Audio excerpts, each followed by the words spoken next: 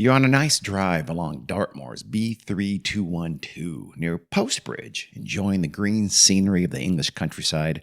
No traffic, nice day, everything's going great. Until suddenly, a pair of weirdly hairy hands appear in front of you. They clutch the steering wheel and violently yank the car into the verge. You battle for control as a thick hedge hurtles towards you. You are a victim of the hairy hands of Dartmoor.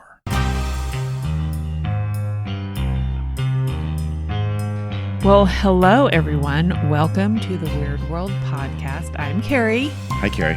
I'm Dean. Hi, Dean. And this is part 2 of Haunted Highway Spooky Stories. Kind of. I guess you can call it part 2. It's another haunted highway. For Hello, Weird World. Hello. Spooky time. Hello, Weird World. And we want to shout out a brand new listener. Okay. Very near and dear to our hearts. Donna. Hi, Donna. Say hi, Donna Dean. Hi, Donna. Welcome. And maybe also another new listener, Paige. Hi, Paige. But if she's not listening, she'll never hear that. So it's kind of weird. Okay. I think she is. So on our last episode, we brought you the story of what I call the most haunted highway in England, the Stocksbridge Byway. That's near Sheffield in northern England, also called the A616.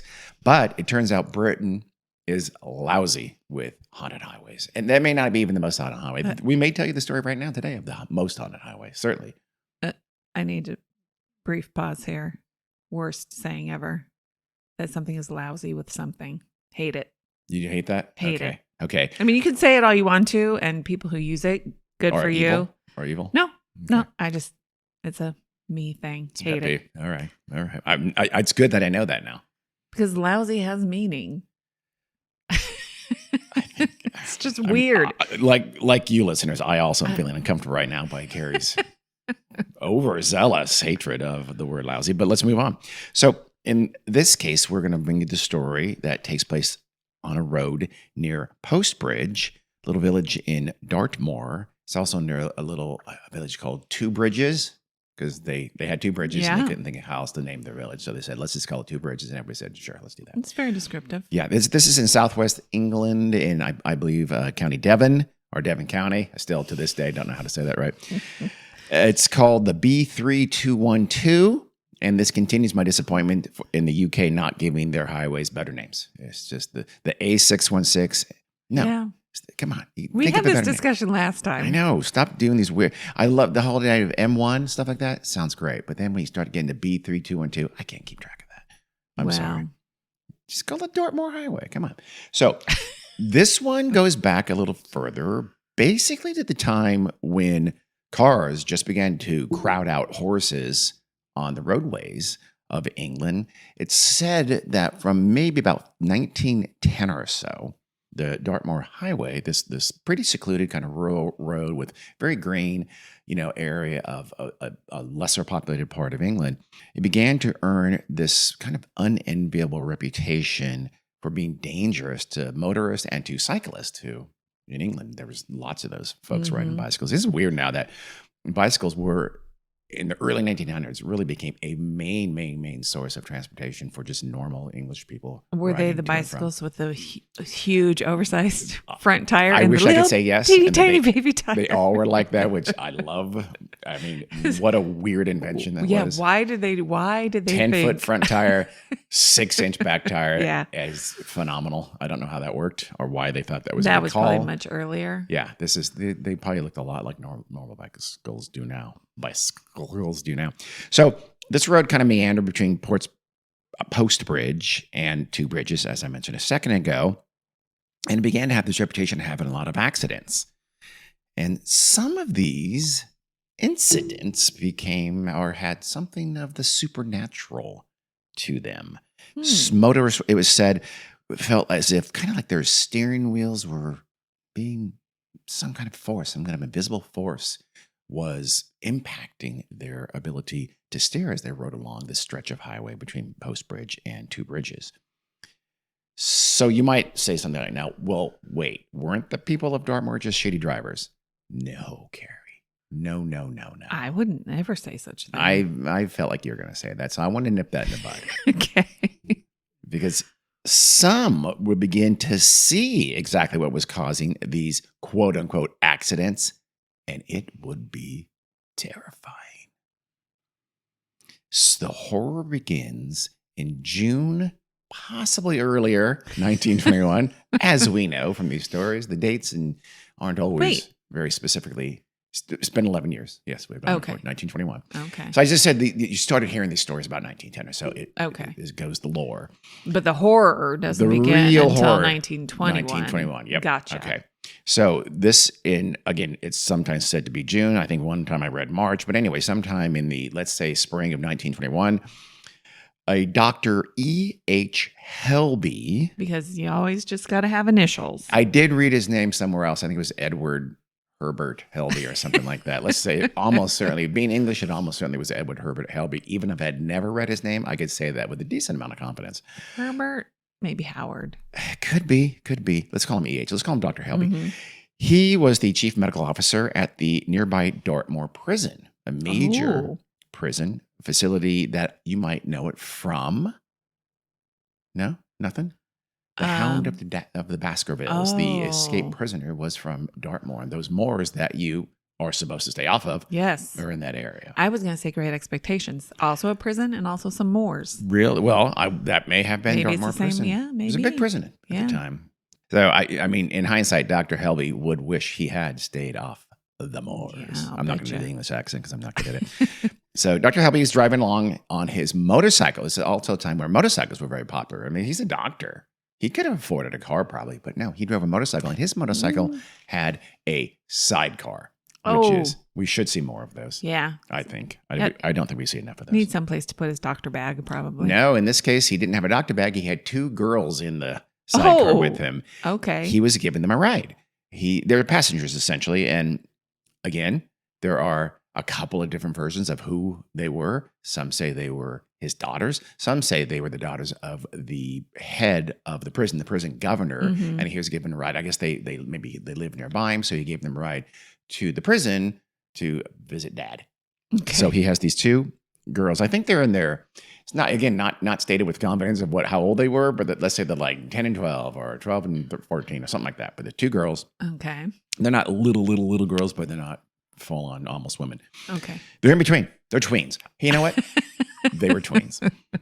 That's where that word came. I just realized that's where that word came from. I didn't just realize that. So he's driving along with them in the sidecar, and suddenly the motorcycle begins to swerve as if he's losing control. The girls look on up in horror, like, what the hell's going on? And they see him sort of like he's struggling to control the vehicle, the motorcycle. Kind of think Speed Racer in every single time we saw him drive, where he's sweating, transparent sweat bullets. And Helby suddenly shouts out something about, something's got this. I can't fight this, or something like that.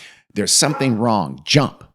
Oh. And then he completely loses control, thus, as the girls thankfully leap out onto, let's say, the grassy edge, the verge of the highway along the edge. They're able to leap out.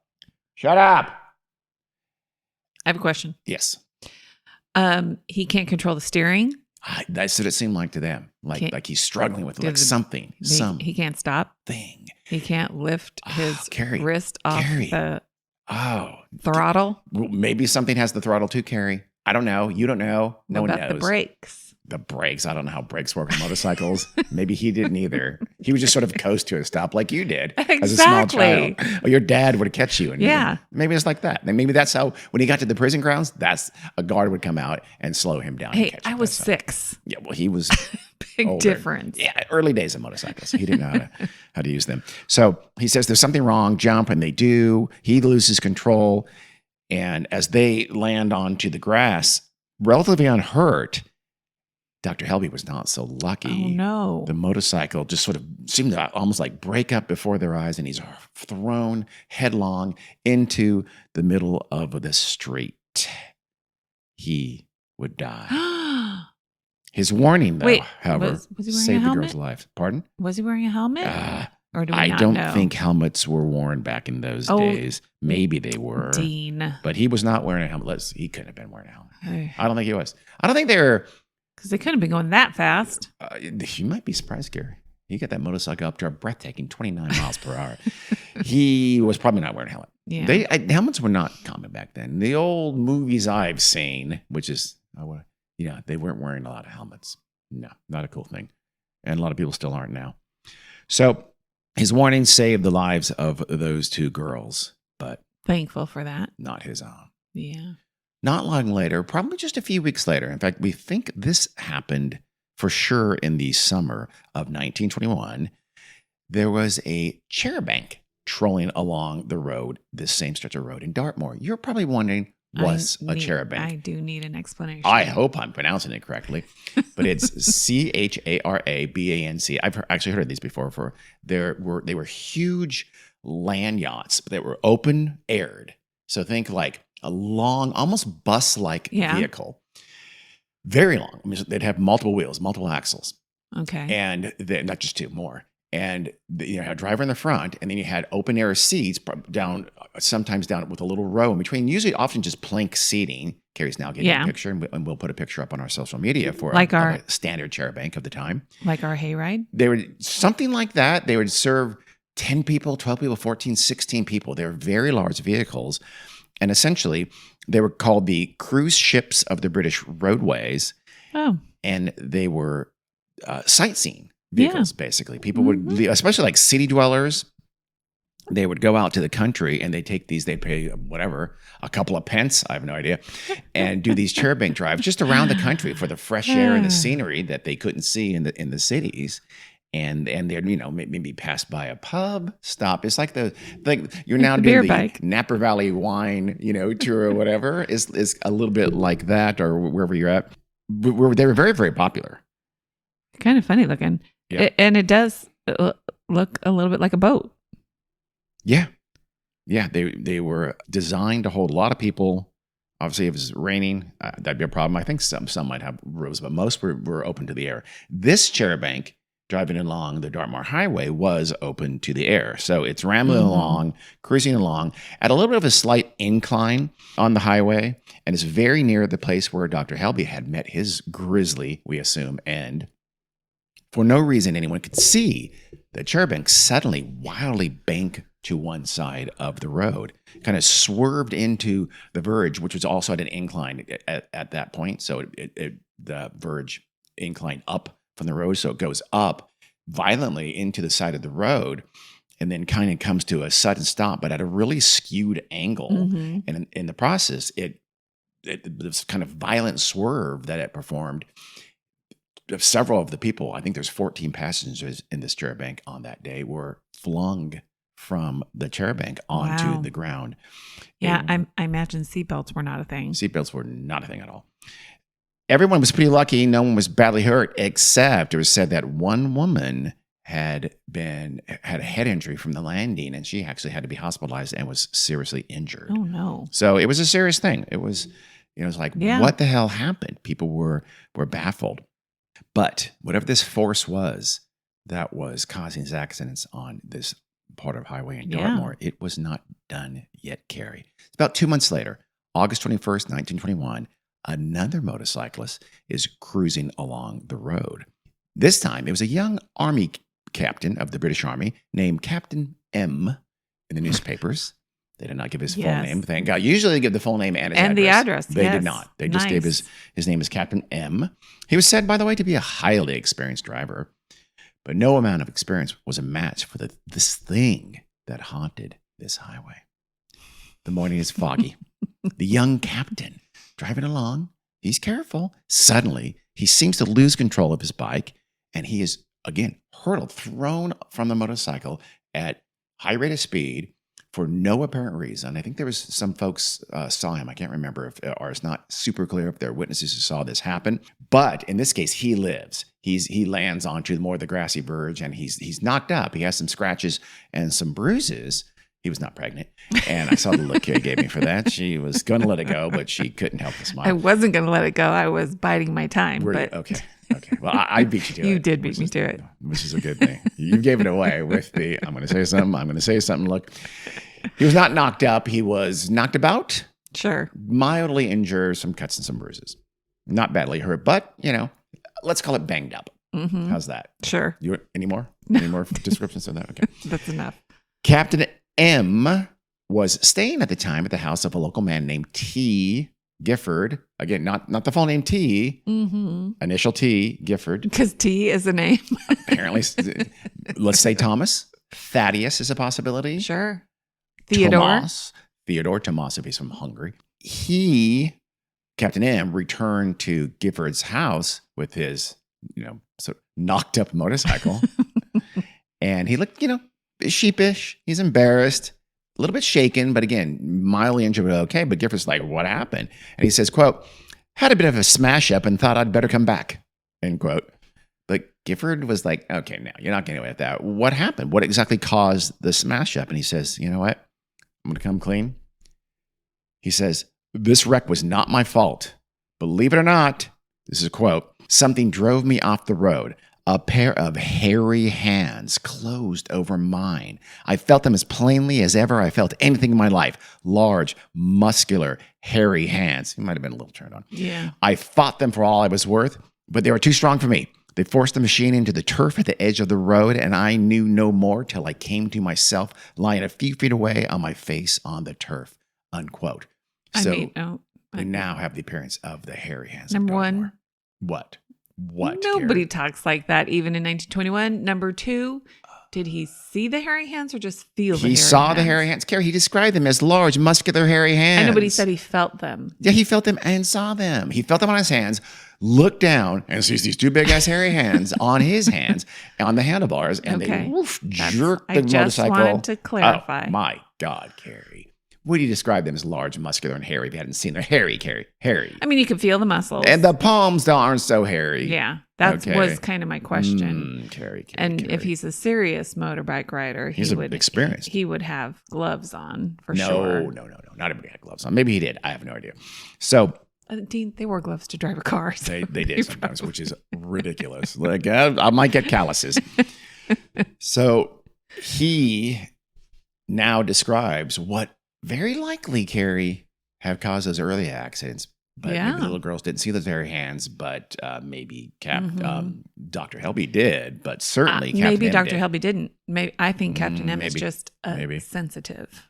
Yeah, maybe so. Maybe so. He could see them where others could not. So he saw this force, and they forced him off the road. So we had 3 strange incidents all occurring within a matter of weeks on the same fairly short stretch of road in Dartmoor, and sure enough, the press does pick up on it. Well, I was going to ask, had the press already picked up on it? Not really. It was not until this story that on October 14th, so less than 2 months after this incident, the Daily Mail published a piece. It was called, cleverly enough, The Unseen Hands. Even though it probably should have later be called, there was a follow-up that was called The Hairy Hands. So it's just, headline writers, Gary. You never know what they're going to do. So this first piece was written by none other than T. Gifford, the friend of Captain M. So I think it's like a letter, or he wrote the piece for the story. So T. Gifford sent this in to the Daily Mail, and they published it. It was not long before other outlets picked up on this tale, and it was repeated in newspapers nationwide. So it suddenly has become a story here by late 1921. There's these invisible hands or invisible force, or, to one of it report, these hairy, large, muscular, hairy hands that are forcing people off the road, including one death and one guy who was, quote unquote, as you said, knocked up, and one woman injured in that Charabanc accident. This is serious, Karen. Yeah, and 2 very scared girls. They probably had. Yes, they saw their a bruise or 2. Father their father's coworker, killed instantly with no helmet. Yes, that would be traumatic. That was very traumatic. Poor unnamed girls with an uncertain age. Now, though, there's going to come a tale that's a little bit different. It's showing the hairy hands were not just relegated to the road itself.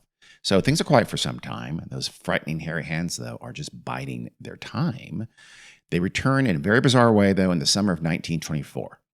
Less than 3 years later, a folklorist and writer named Theo Brown, also possibly Theo Brown's adoptive mother, I'm pretty sure it was actually her mother, but again, the sources aren't great at that. One just flat out says it's Theo Brown, but I did the math and it couldn't have been Theo Brown because she would have been 10 years old when this happened. She was she wrote a few books in the 80s about British folklore. So we're talking Theodora.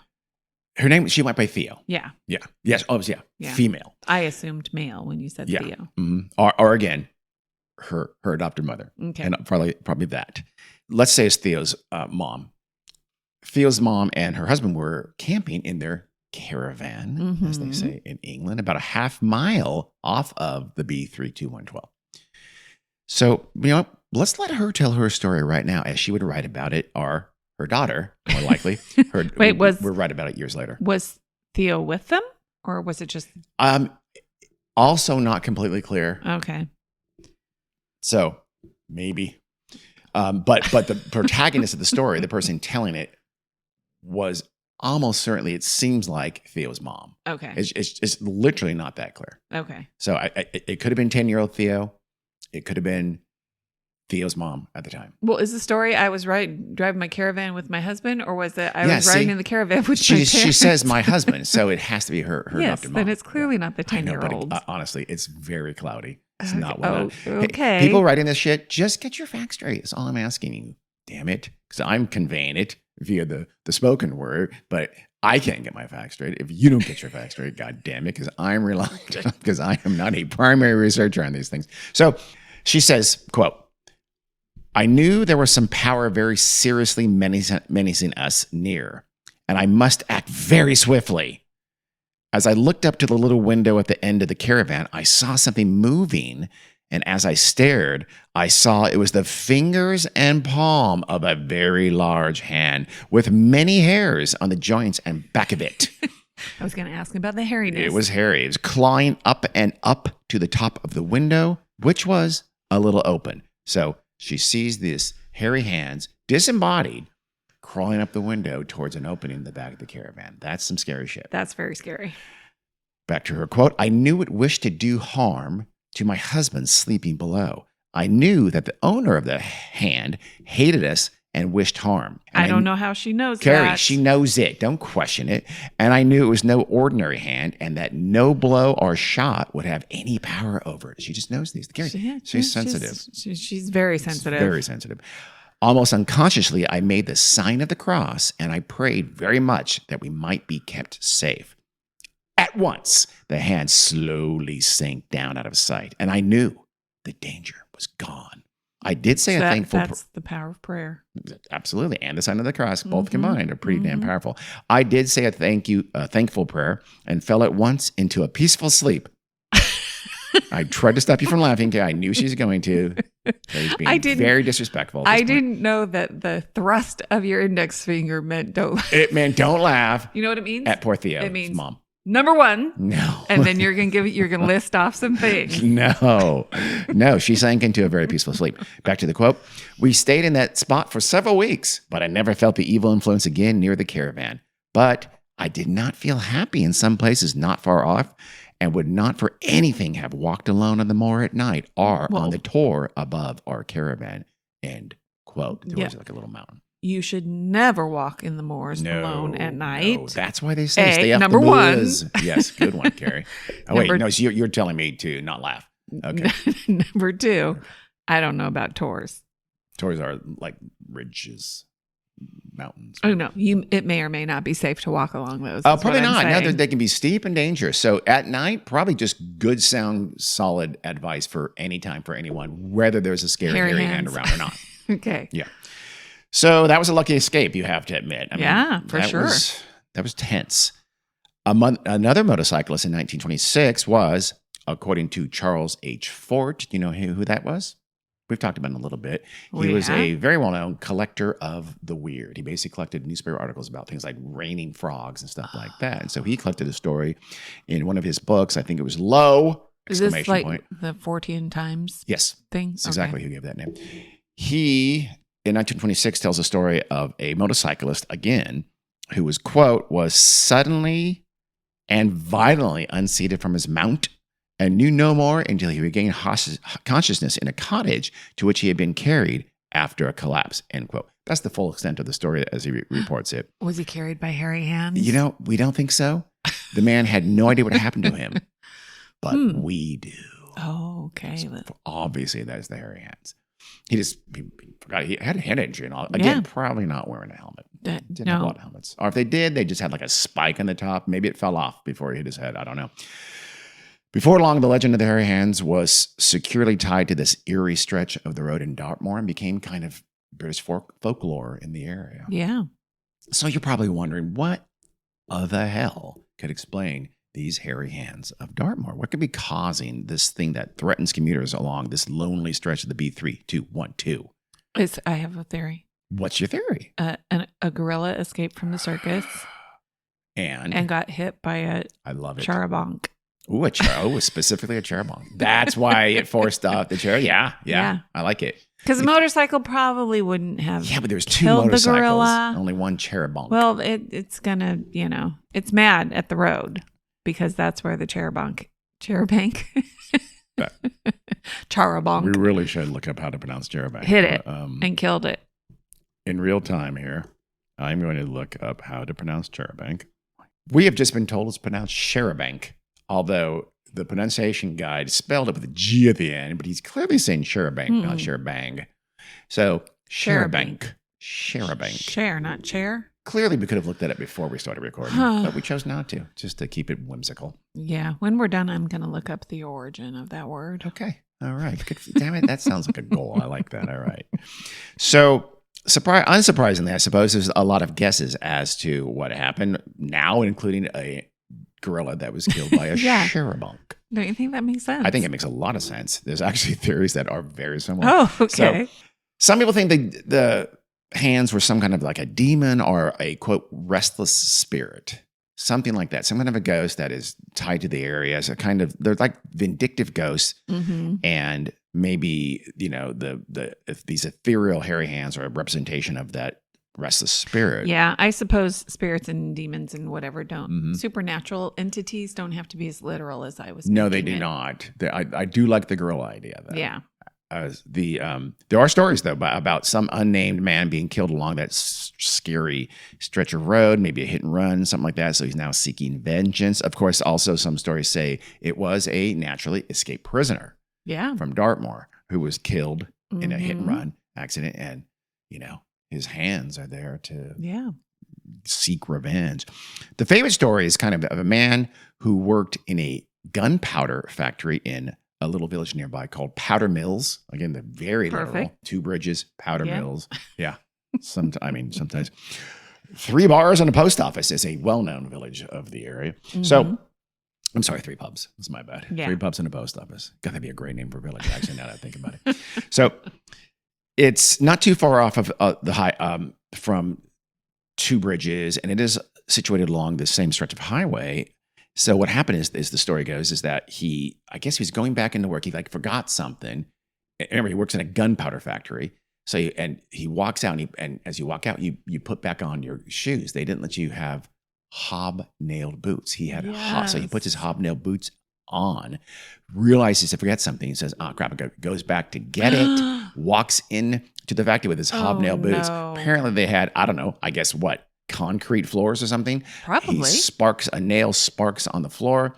It lights the gunpowder near him, and massive explosion. He is basically obliterated. Except for his hands. One must presume further that he had, Carrie? Hairy hands. Hairy hands. A lot of hair. And they don't mean like a gorilla. I think they're taking that. They mean like, like she said, like hairy on the joints and hair on the back. Have you seen people with hairy hands? Oh, I have. Oh, it's disturbing. I've seen people with some very hairy hands, and it's not right. Doesn't bother me. And they should think about waxing. It's just a... No, Carrie. No. I have higher standards than you do, Carrie. You see my hands? Beautiful. Beautiful, Carrie. Pretty much hairless. I think, aren't they? More or less. Look at your arms. Look at those hairy arms. Now you're being mean. You're the one who doesn't like hairy limbs, not me. No, Carrie, I don't hate hairy limbs. It's just hands. Okay, hands, probably feet too. Overly haired feet are awful, and people who have those should take care of it. It's your mentality that forces women to shave their toes if they have a little bit of hairs on them. That's just weird. Okay, anyway, so this hobnailed booted powder mill worker is blown up, and presumably they find his hands pristine in a puddle of gore, I guess. Wait, I have a question about this. Yes. Only him? No, but Only the him. whole factory didn't blow up? Nope, apparently just him. I mean, But- thank God for small favors. Yeah, true. Because that could have been a huge disaster. Oh my gosh, yes. A lot of people could have died. Mm-hmm. Luckily, they didn't, but his hands have been left behind to Yeah. haunt the moors or the highway forevermore. Yeah. Or maybe the cause was a little closer to the story we just related. One writer who wrote at the time, or in 1922, so when this was kind of a hot story, she wrote in a spiritualist newspaper that she blamed it on Dr. Helby. Remember Dr. Helby with Yeah. the motorcycle and the Yes, two I kids do. in the sidecar. She thought that maybe it was his hands trying desperately to turn a motorcycle. You know, he's fighting this force, and his actions trying to turn a motorcycle right before he died are now being lived out kind of in a ghostly, spectral way. And, you know, like, for instance, Captain M, that was Dr. Helby violently turning the motorcycle, or maybe the charabanc driver steering wheel as well. But that doesn't explain what was causing his difficulty. No, it doesn't. Damn her. But still, this kind of ghostly echo is Yeah. one theory. Yeah, you're right. Maybe his was just an accident. That'd Yeah, be could weird. be. That'd be counter was something. It'd be anticlimactic, but I started with counter and I was trying to think of something to go with it, and I failed. Fortunately, this writer in this spiritualist newspaper concluded that the spirit would, quote, eventually exhaust itself gradually into other forms of energy. And that's pretty fortunate.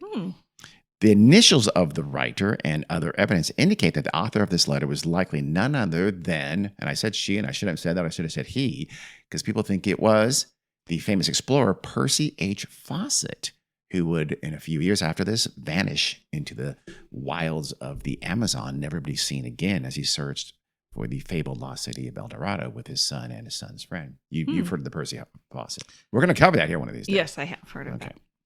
that. Go ahead. I love those two noises. What was that? Didn't we already? That's two. Carrie, you're making some of the best noises of it. Go I ahead. thought we already covered it. Did we do Percy Fawcett? I think so. Okay. We'll have to look. That could be an episode.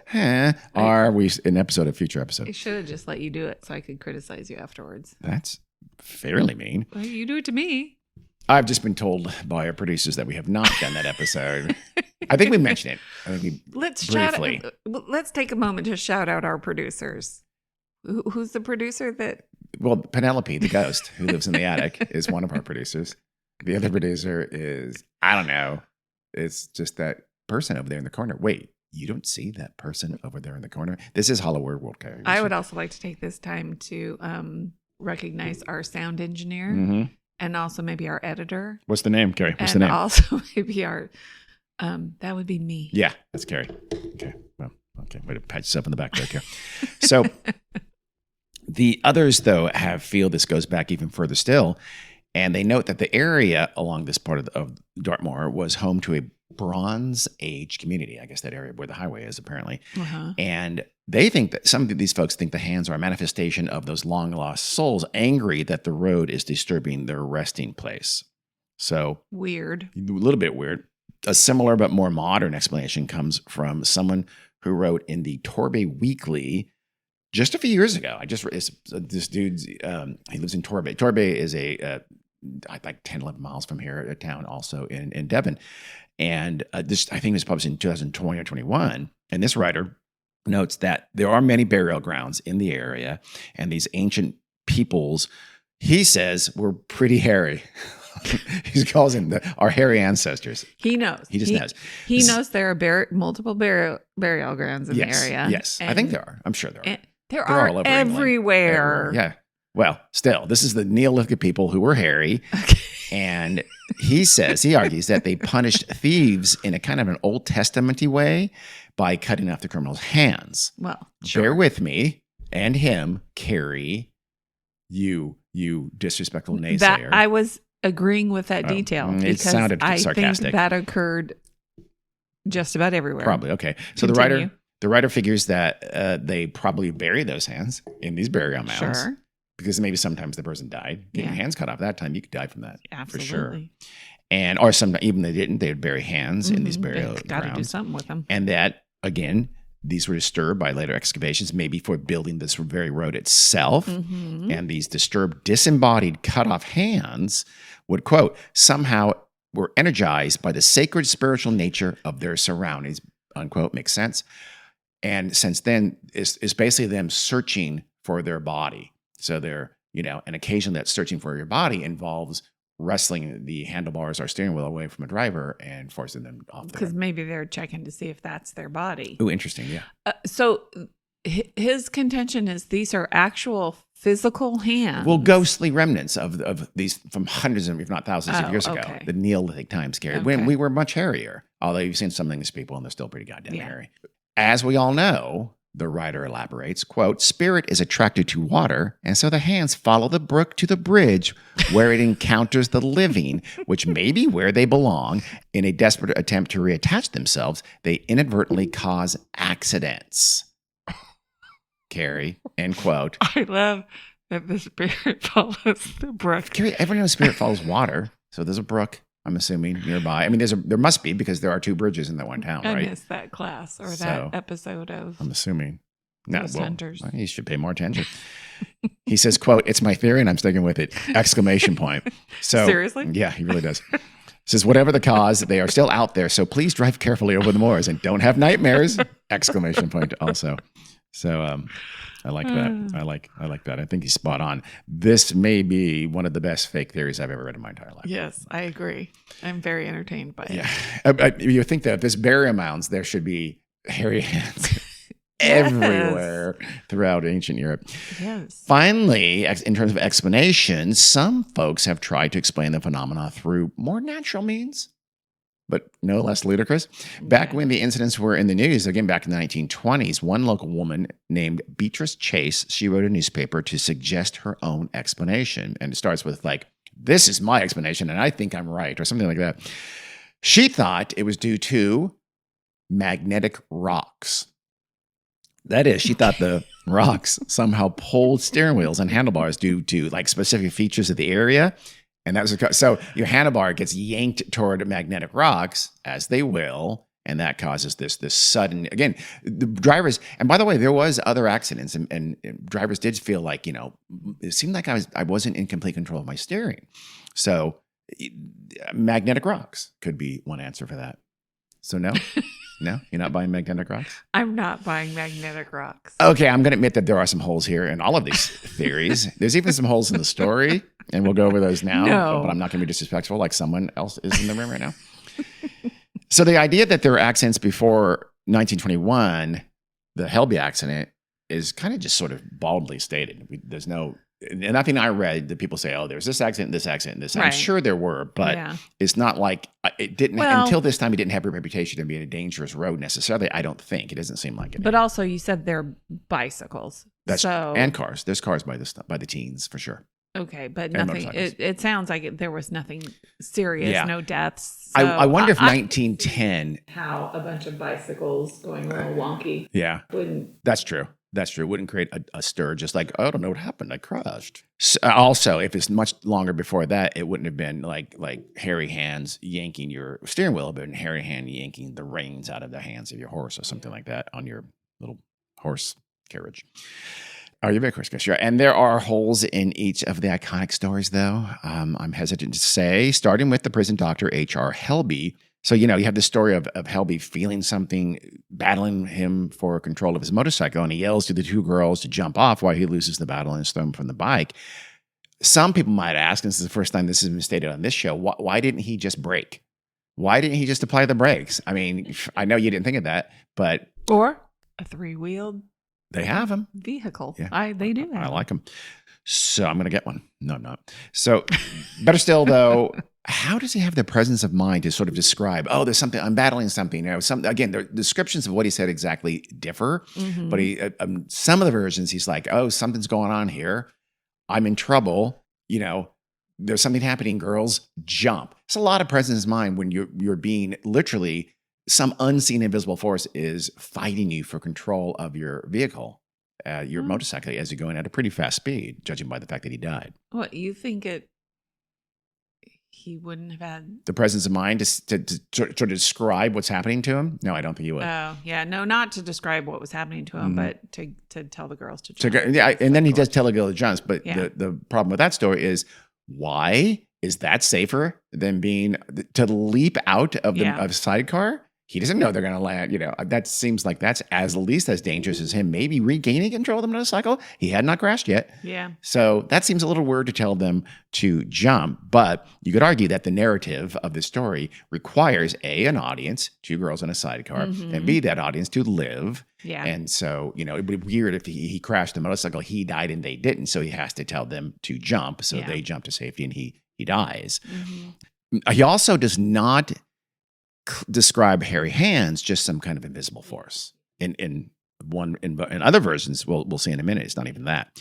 So the original story from the first writing by T. Gifford, it actually does not say anything at all about even an invisible force. That seems to have been added later. It's only that he says something like, "There's something wrong, jump." So it kind of gets pared back then. And then now the Charbonk accident also makes no mention whatsoever of hairy hands. Again, this is T. Gifford writing after those 3 incidents, and who believed, who made the idea, popularized the idea that there's something going on here.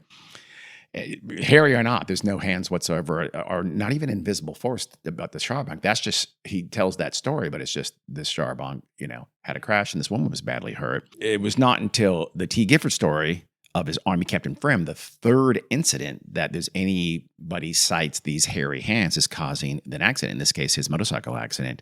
So were the Helby and Charbonk accidents added to the story about, remember his friend, who his friend told you, told him, hairy hands forced me off the road. Did he just sort of, they had these 2 other things that were in the news in the area. He lived in the area. And those accidents would have certainly been in the news. Helby was killed, and a Charbonk there was a Charbonk accident at the time. So it's possible that he just sort of glommed on those 2 earlier stories to make this kind of cohesive narrative, make it seem much more spooky and scary than it really was. Gifford, by the way, he was the first to wonder if there was some kind of, quote, elemental spirit, end quote, out there. He said in this story originally, he said, perhaps the, quote, earthbound spirit of some such person as a murderer, end quote, that explained the hairy hands, like this escaped prisoner of Dartmoor or some killer. So he would kind of, right there from the get-go, he's talking like, oh, did someone get run over? Is there ghostly hairy hands that are whatever left behind for some reason? Turns out he was a spiritualist, by the way, a very strong believer in this kind of phenomenon. There are lots of versions of the Helby story, as I've mentioned. Some say that the kids were in the sidecar, by the way. Others cite that it was his wife. It appears there was 2 kids, though, in the original telling of it. Turns out Helby, though, didn't have any children. So that's why you hear this idea that, oh, they must have been prison governor's children. But there's no proof that there was any kids involved in this at all. Because, again, there is contemporaneous newspaper stories, and it just talks about Helby having a motorcycle accident and dying. So it's very likely that Gifford either made up the kids in the sidecar, or somehow there was already rumors to that effect about kids in the sidecar. But it's highly unlikely there are any kids in the sidecar. As I mentioned earlier, you have to have that audience there to say, I'm fighting something, to say something. And in his initial telling, it's just, there's something happening, jump. But you have to have that to have any kind of mystery whatsoever. It turns out it was very likely an inaccurate detail by a journalist, or he just made it up. There's a story in The Scotsman that reported on the kids and may have been the source of this inaccuracy in the Helby accident.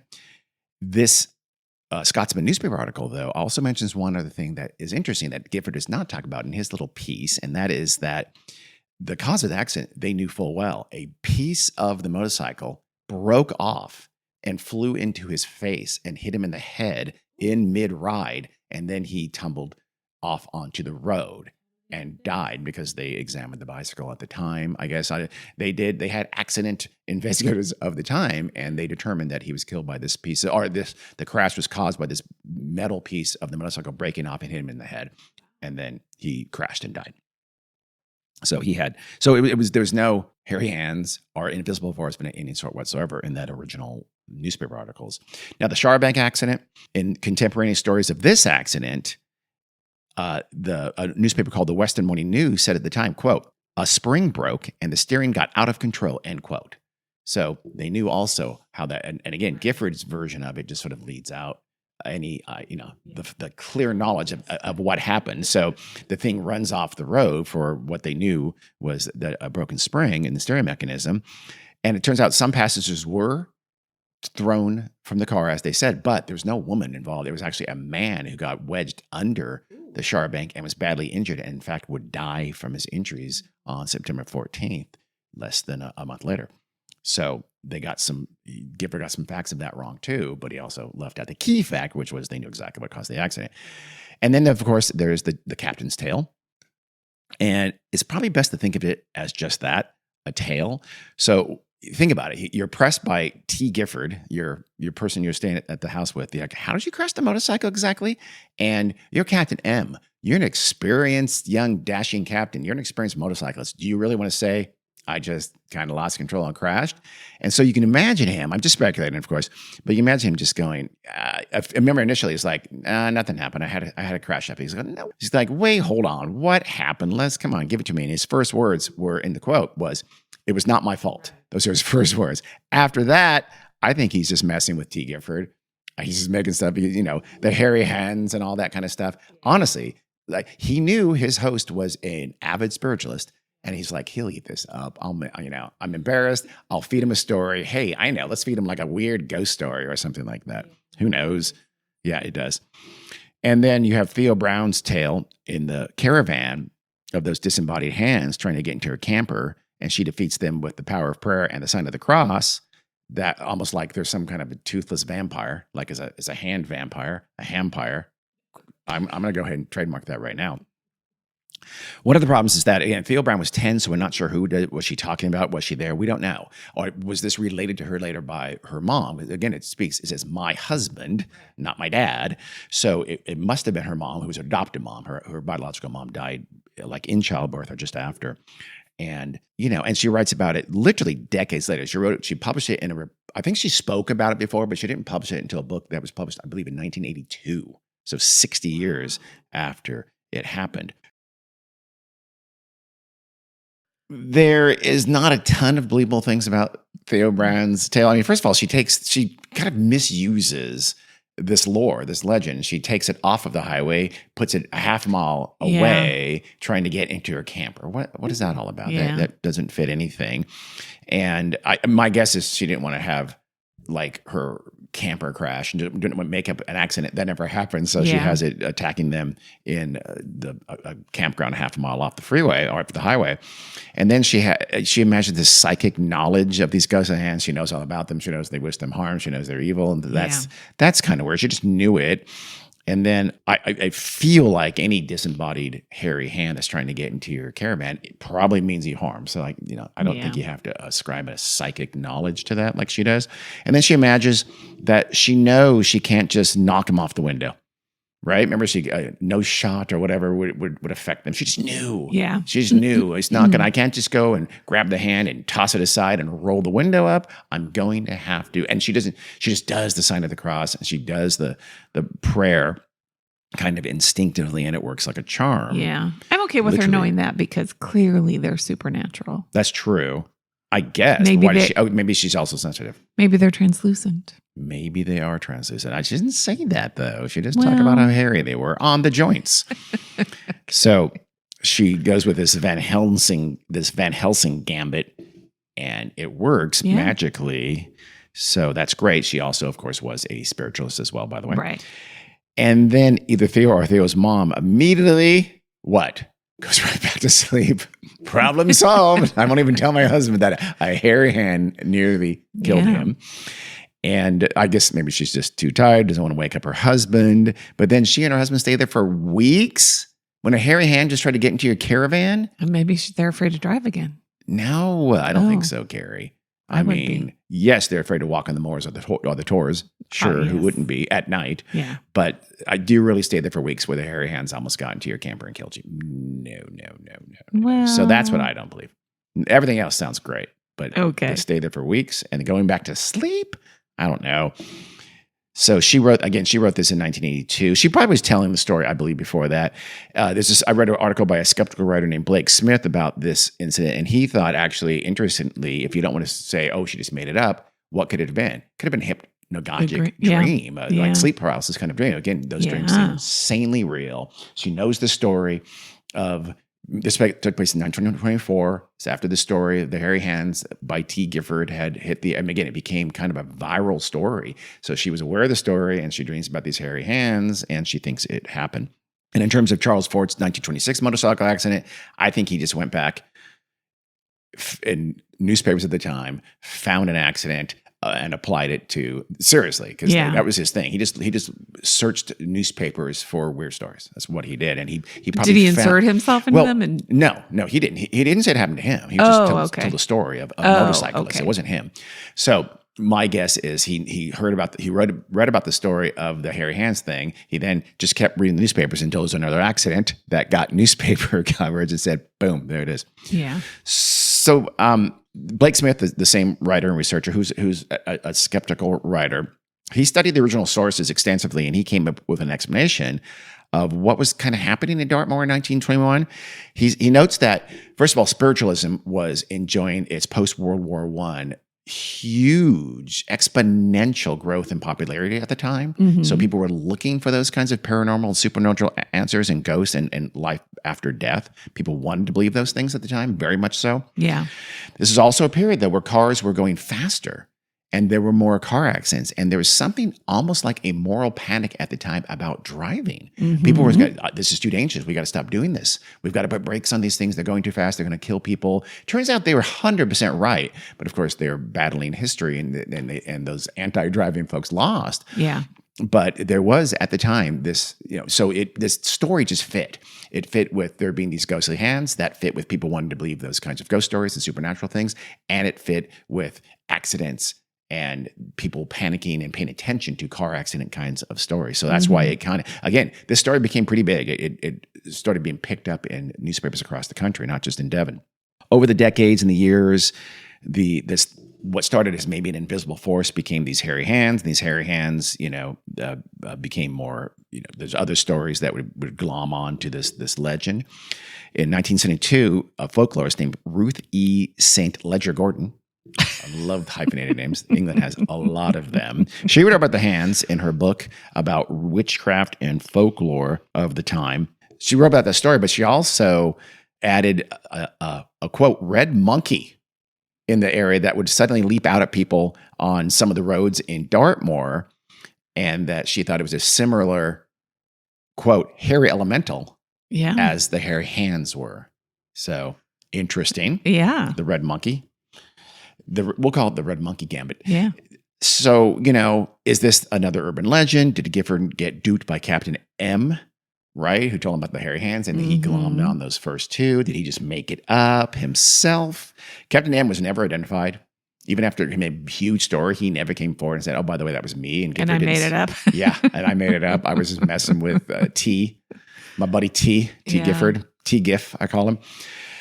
So we don't know. Did he kind of invent a legend, or did he kind of, again, believe what Captain M told him and say, oh, hey, that may have happened to those other two that I know about? I don't know. Yeah. There were a fair amount of accidents, though, as I mentioned, on this stretch of the B3 212. So if it wasn't ghostly hands, what was going on? Well, Carrie, it turns out that roads have something called camber. Have you heard the phrase camber, the word camber? No. It's also called maybe the curvature or the slope, but essentially it's the slope of the road. You know how most they rise in the middle and they slope off to the ends to run off water. Yes. Of course. So there is camber, and they also sometimes will bank during turns as well. Well, it turns out the camber of the B3 212 at this time was off. It was wrong. It was counterintuitive to what drivers would expect. It went against the grain, even in slight turns. It went against the grain of what they expect. Okay. So it's also kind of a lonely road. It's out in the middle of nowhere. If it's nighttime, there's no lights anywhere nearby. At points, it's surrounded very closely by tall hedges or even walls. And that could make your steering. Yeah. So they think the camber just messed up with people's steering because, again, they're doing the opposite of what they think they should do, just unconsciously, not driving correctly. And so they sent out engineers. They tested it. They found, hey, the camber of this part of the road is not right. They fixed that part of the road. It must have happened sometime in the 1920s. And after that point, there really is no more accidents on that part of the Dartmoor Highway any more than you expect from any other part of the road. That's hilarious. This episode could have been much shorter. No, Carrie, you can't. In this case, you do have to bury the lead. Otherwise, you just so maybe you should have stopped. You should. I'm going to do this by myself. So this is not to say that the hairy hands have been banished forever. Hairy hands remain alive to this day in every automated steering system that tries to jerk you back onto the road when you're 35 feet from the nearest car. Or, there's a yellow line and you are suddenly tossed. Honestly, if you have that automatic steering and you're not signaling and you're trying to change lanes, it forces you back. Or if it thinks there's a car close, and trust me, they're never that close, it forces you back into your lane. I would argue possibly those are actually hairy hands. What do you think? Except they have an off switch. You can turn those ones off. I don't believe in that. Well, you like it on, so I don't know.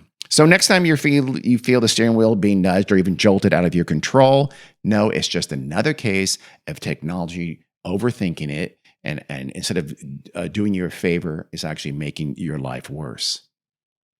Or is it? I got the finger there, guys. Mm-hmm.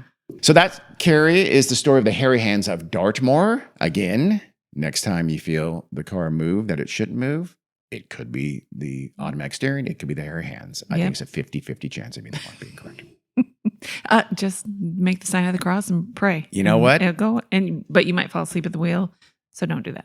No, she fell asleep after the hairy hands were gone, okay. I believe. So I think you're safe. Go ahead and make the sign of the cross and say a prayer. Okay. Any random prayer, doesn't matter. Like you, sure. Rub-dub-dub, Lord, thanks for the grub. Anything is fine. Okay. Thank you for listening. Until next scary time, we'll see you in a bit. Bye. In a bit?